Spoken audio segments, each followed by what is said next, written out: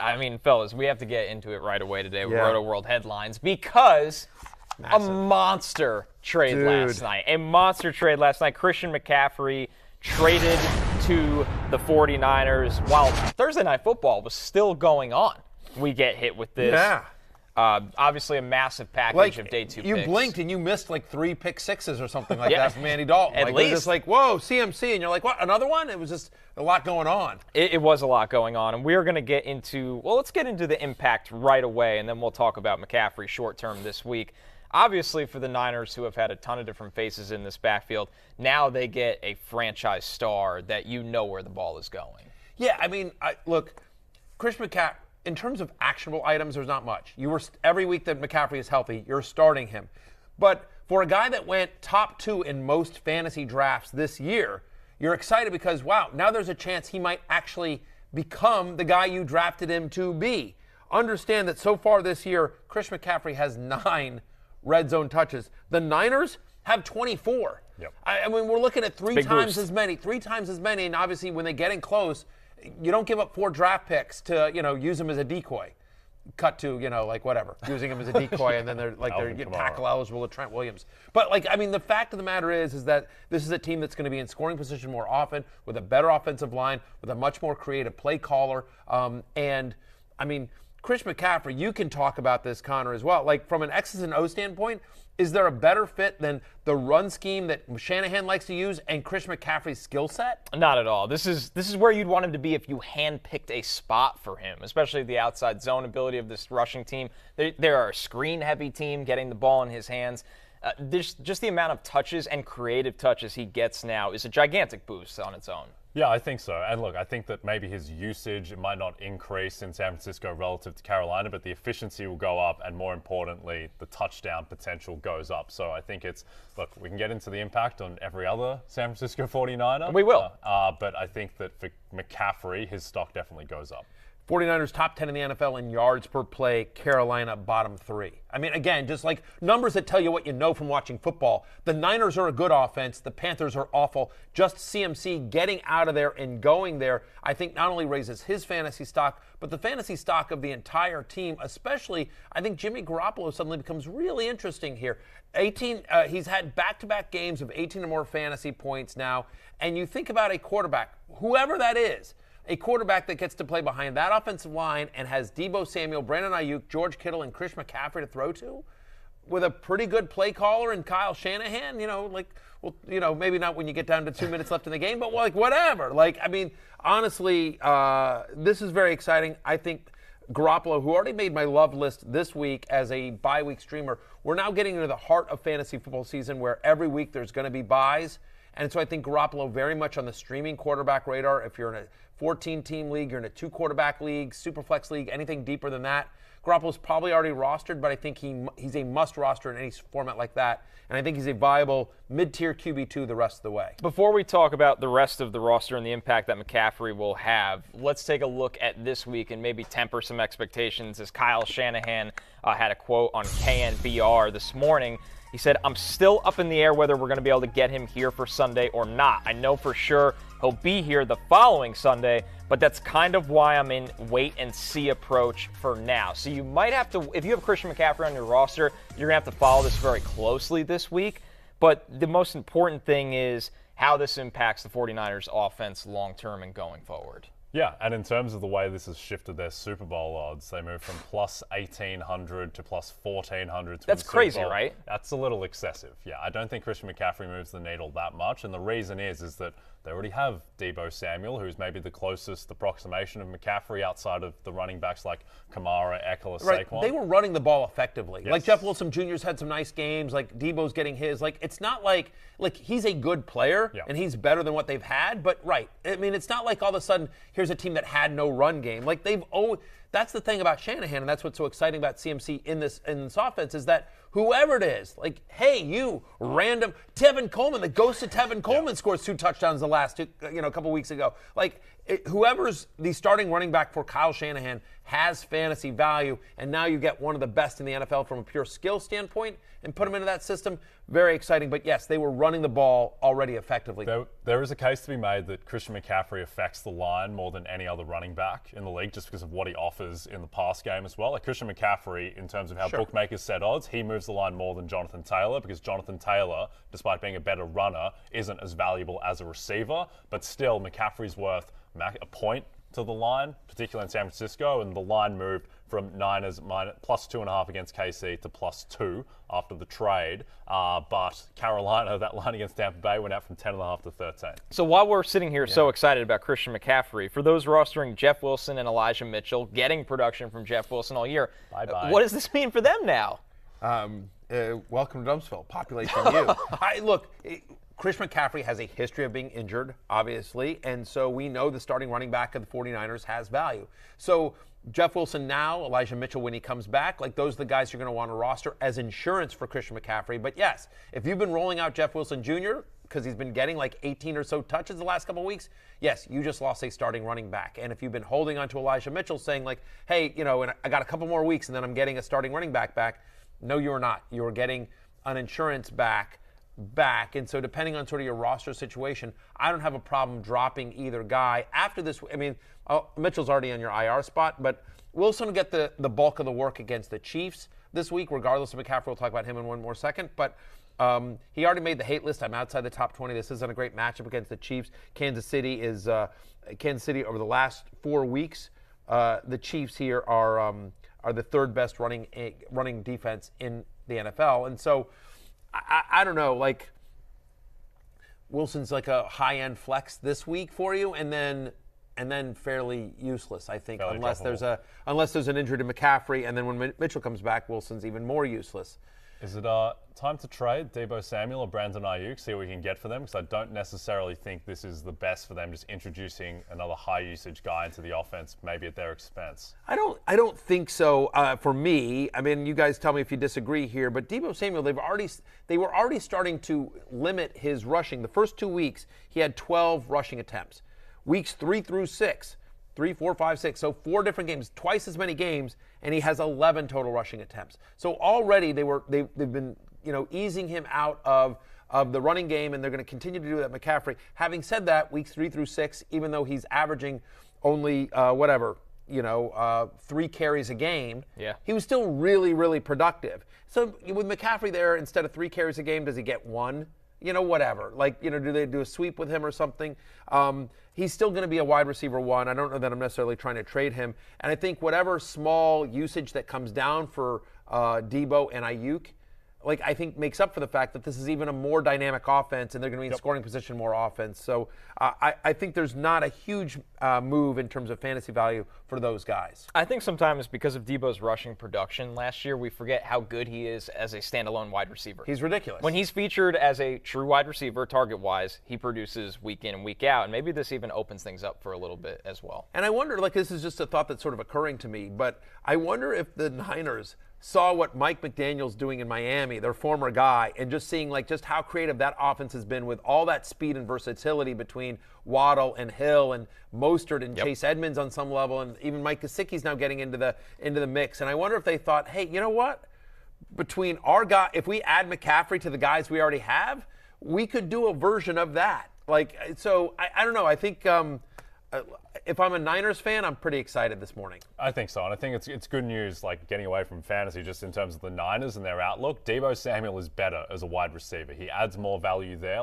There's a reason why Sean McVay isn't running Cooper Kupp between the tackles. He's more valuable as a wide receiver. We'll talk more start-sit with this 49ers roster later, but I do want to touch on the one last thing I just want to say on CMC is I think, look, if he's active, you're starting him. Yep. I think it's highly unlikely that he's active. He's not going to practice today. He's not going to get to the team today to practice with the Niners. So now you're asking him to, he hasn't necessarily even cleared his medical, right? I mean, there's a lot that has to happen for him to be active, and it's a 4 o'clock game against the Chiefs. So it's one of those things that, we'll talk more about this on Fantasy Football pregame Sunday morning, Jay, you and I and Michael. But I just I would expect, make all your moves as if you won't have CMC this week. Yep. Yeah, it would be a pretty limited package of plays at best. If he's best. At best, it's going to be like, all right, like just hit the A gap, dude. You know what I mean? Like that's what it is. We're going to snap it on 3 and hit the A gap. Like I mean, honest, like seriously, like he's not going to have time to learn one play.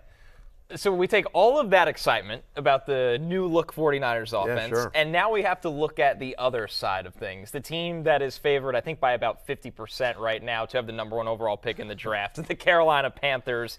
Is there anything to salvage from what's left of this backfield? We saw Chuba Hubbard fill in last year, and while maybe he wasn't totally efficient with his touches, he did get a workload. Is there anything to take away from this backfield right now? Yeah. In this extent, like all of a sudden, like 2 guys that were getting no run at all are suddenly going to get run. And in fantasy football and running back starved fantasy football, that means they have value, right? They're like these guys are now starting running backs for an NFL team, and so there is there is a little bit of value there, but not a ton. This is going to be one of the worst offenses, if not the worst offense. It'll be the worst. Yeah, I mean, like in the NFL. My Commanders might have a say. No, I'm joking. My Commanders actually have a decent offense. The defense is another thing, but whatever. Right, the Carolina Panthers are going to be like one of the worst teams, if not the worst team in the NFL, and one of if not the worst offense in the NFL. So you've got an offense that's going to struggle to move the ball, that's not going to be in scoring position very often, and it's going to be a bit of a committee. Fantasy Life, my Fantasy Life app literally just sent an alert. This is a tweet from Joe Person, who covers the team very well. Steve Wilks, running back will be a committee approach, and then the Panthers will ride the hot hand. In situations like this, where it's sort of a little bit of a toss-up, I just personally go with the more talented running back, and in that case, I think it's D'Onta Foreman. I thought he looked pretty good last year, filling in for Derrick Henry. There's a reason the Panthers brought him in during free agency this past year. Chuba Hubbard, to your point, last year, guys, 15.8 touches last year. He had 10 starts last year. He got almost 16 touches a game and averaged under 11 fantasy points per game. So certainly not. He got a workload, but he wasn't efficient at all, and just, I don't know. In situations like this, I just go with a more talented player, and I think, to the eye test, D'Onta Foreman's the better running back, but neither guy is anything more than a hope for a touchdown flex. Yep, I agree with that. I think that you still want to pick up Chuba Hubbard if you can put him on your bench, just because he had 2 games last year with 24 carries, so there is some scope, so just why not? Right, and listen, and the pro-Hubbard argument is that they're going to be down and trailing a lot, and maybe he's the better. Like, I think Foreman's a better pass catcher than he gets credit for, but like Hubbard might be considered more of the third down back and maybe the better PPR play. But again, don't love either of the guys, and they're playing Tampa Bay this week. Like, unless you're truly, truly desperate, you're not starting either guy against the Buccaneers. 13-point dogs at home, the Carolina Panthers. Right, and probably should be more. Yeah, that's going to get 2 touchdowns. Keeping the trade theme going, out of nowhere, Elijah Moore requests a trade. Jets on a 3-game winning streak. Elijah Moore gets the personal day from the coaching staff. Ultimately ends the day with requesting a trade from the New York Jets, and we heard from Robert Saleh this morning on the status of Elijah Moore going forward. Yeah, it's part of what we deal with every day. We've had our discussions with Elijah. Trading him is not an option, and we'll just continue working with him. Elijah will not play this week. He is in the building. He is excused from meetings, but he's going through a workout and regen regimen over the next 3 days, and he'll rejoin the team on Monday. No, it's in my view, whether we agree or not, it doesn't matter. Just to ask him to play a football game with where he is from a mental standpoint wouldn't be fair to him, in my opinion. But that's strictly my decision. A rough season gets even worse for Elijah Moore, and even more so in the fantasy world. Yeah. What if you drafted Elijah Moore? For my Jets, right. For your Jets. My beloved Jets. On this I was going to say that Elijah Moore's really trying to hurt the vibes right, of exactly. our New York Jets. Big Jets desk. New York Jets. Big Jets desk. Yeah. Right. What are you doing with Elijah Moore right now if he's rostered on your team? I think you're obviously benching him. He ain't going to play. Well, this he's definitely week, not right? starting. Right? But is exactly. Is he in Dumpsville yet? Not yet, only because I know they say they don't want to trade him, but just again, he's in the building, but he's not going to participate in any activities. Some clubhouse cancer vibes going on there. Having said all that, by the way, I am Team Elijah here. I think he is right. Like, he's a second-round pick who was really productive last year, and he can't get a freaking target. Like, I think he is absolutely right to bitch on this one. So I am Team Elijah, but having said that, there's clearly bad blood there, and so they may feel like, hey, we've got Garrett Wilson, we've still got Corey Davis, Braxton Berrios. Like, we may feel like we can get something because there's a number of teams out there, as we've talked about, guys, before the show, Kansas City, Green Bay, the Rams that have good quarterbacks and need some help at wide receiver. The trade deadline is November 1st, Jay. We talked about this before the show. And so I'm hanging on to Elijah Moore to see if he can sort of force his way out of New York, which is clearly what he wants. Yeah. Or what if he just forces his way to the other team in New York who needs a wide receiver and is 5-1? Like, I think there's a lot of places, more than usual, where he could go and really put up a lot of fantasy value. Like, as you mentioned, he could be the number 1 wide receiver for Lamar Jackson, Patrick Mahomes, Aaron Rodgers, not Matthew Stafford, but number 2 there. So that's all in play. So I think you just got to hold on to him for a couple weeks. Maybe the Bills. The Bills are all in. They're trying to get OBJ, but maybe not. They lost Jamison Crowder for the season. Like, Elijah Moore would look pretty good catching passes from Josh Allen. So all I'm saying is like, you're holding on to him until the trade deadline, see if he can get out. And then if he doesn't get dealt, assuming you're in a redraft league, I'm dropping him. Otherwise, in a keeper league, then I think you're sticking to him. He's a super talented kid. The production just hasn't been there, and I don't think it's entirely his fault. He needs to play in the slot. It's as simple as that. It's a crazy Friday in the NFL when it takes us this long to get to Thursday Night Football. Thursday Night Football where there were points scored, guys. Dude. But probably the least entertaining his favorite version of points. 34 game ever. Just a weird game.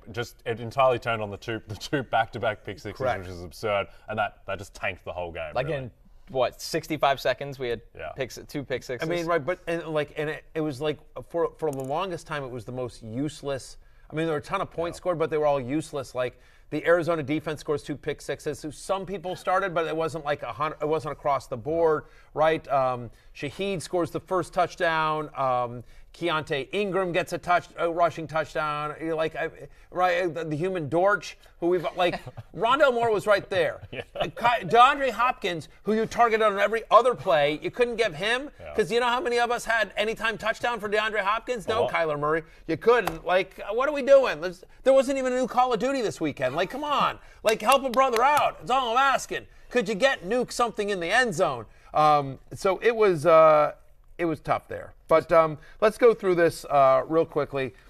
Even though some super annoying touchdowns scored in terms of for our degenerate fantasy needs, the fact of the matter is DeAndre Hopkins has been back with the team for literally 2 days. Like, he wasn't allowed to practice with the team until Monday. It's a Thursday night game, and right where he left off. Just actually not even right where he left off, because where he left off was the targets were down, but the touchdowns were there. And this time, guys, the targets were there early and often. He looked a little bit like DeAndre Hopkins out there. Yeah, right. 14 targets. He didn't get the 90 yards last year. He had 103 last night. Wow. And Kyler Murray was looking his way every single time. So, I mean, you're projecting him basically in the Marquise Brown role going forward, and Marquise Brown was producing like a top 10 wide receiver. 50% target share. Yeah. Stupid 50% target share. Really going to be interesting to see what happens with this offense once Hollywood Brown comes back, and they also have him and Rondale Moore, who played a ton of snaps. We'll get to Rondale in 1 second, but anyway, if you've had DeAndre Hopkins, there's not much to take away with other than DeAndre Hopkins locked in, top 12 wide receiver the rest of the way waited this here. Long. Right? Yeah, you waited this long. You sat out the suspension. Exactly. So you're loving life here. Eno Benjamin gets vultured once by Ingram, guys. Almost got vultured again. Knee was down at the 1 yard line on the replay there. Ultimately does get in late in the game. All about Eno. I thought Eno looked good to the eye test. I think he looked better than James Conner has looked. I think there's a real chance that could be his job going forward. So obviously you're holding on to Eno Benjamin. And even if Conner is healthy, I think you probably start Eno Benjamin. On the downside of this game, Rondale Moore, not much going there. Actually not classic Rondale Moore. The fact that his 1 catch was 31 yards, usually has 5 catches for 22 yards. Yes. So with Rondale Moore right now, I mean, is this a situation where Hopkins' target share is so commanding that it's going to hurt Rondale Moore?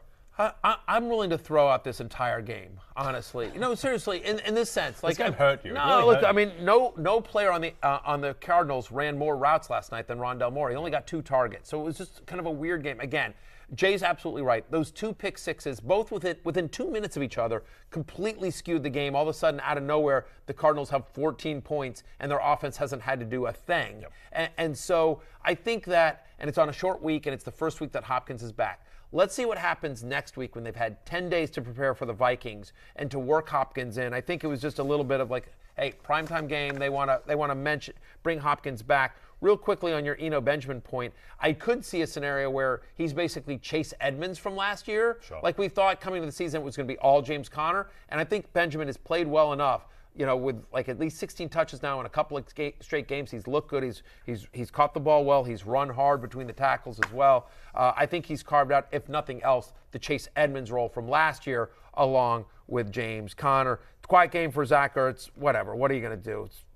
Again, I'm throwing this game out from the Cardinals' point of view. On the flip side, we talked about the problems that the Saints offense had. Pretty simple. Andy Dalton pick 6 times 2. But Jay, Chris Olave, 14 targets, 7 catches, over 100 yards. He is continuously the guy in the Rookie of the Year race out of the wide receivers so far. Yeah, definitely. He's separated himself from guys like Garrett Wilson, George Pickens, those types. I think he's the only wide receiver now that can win, honestly. Okay. Like, I think it's the 3 running backs, Hall, Pierce, Walker, and then Olave. But, 14 targets. He's shown that he has a rapport with both Dalton and Winston. Different types of rapports. Like, Winston gave him the highest average depth of target in the league, and Dalton, it's more the short stuff. But 14 targets. Michael Thomas will come back. Jarvis Landry will come back. That might go down. And to Matthew's point, this is an unusual situation where Andy Dalton threw the ball 47 times. But, Chris Olave is just an automatic start every week. Right. 47 times, 44 of them to the Saints. Yeah, so that's right.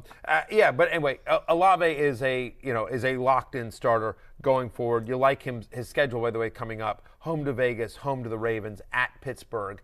Next 3 are all secondaries you can throw on quite a bit.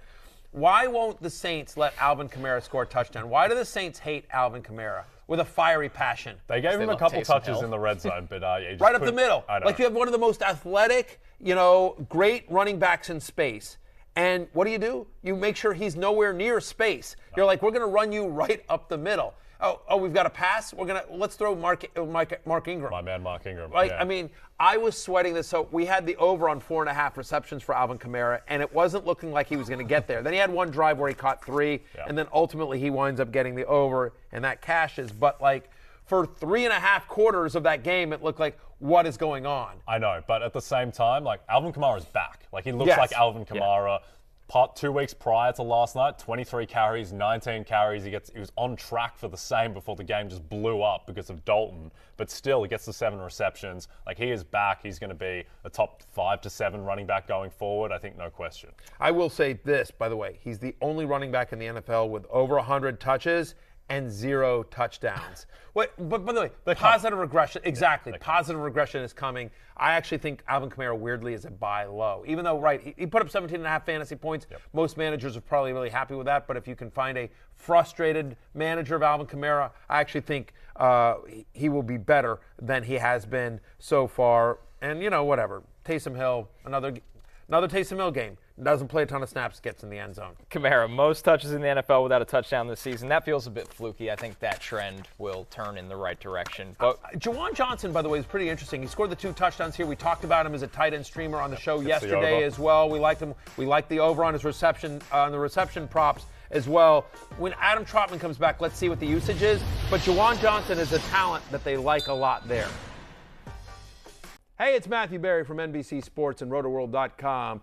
Just want to thank you so much for watching what you just watched, or at least being too lazy to click out of it after the autoplay just kept it going. So either way, thank you so much for just letting it scroll by your screen.